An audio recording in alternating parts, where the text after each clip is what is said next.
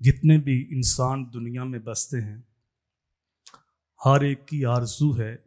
کہ میں کامیاب ہو جاؤں، لیکن لوگوں کے ہاں کامیابی کے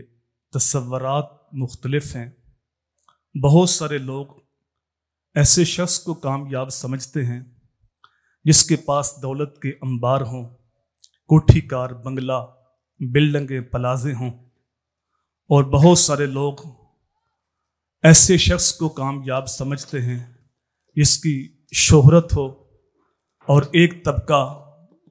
شہرت حاصل کرنے کے لیے سرگرداں ہے،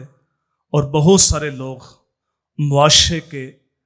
ایسے بندے کو کامیاب سمجھتے ہیں جس کے پاس اقتدار کی مسند ہو، تو لوگوں نے اقتدار حاصل کرنے کے لیے دن رات ایک کیا۔ لیکن قرآن و سنت،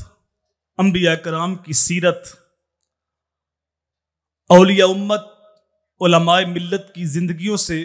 ہمیں یہ درس ملتا ہے، کامیاب وہ ہے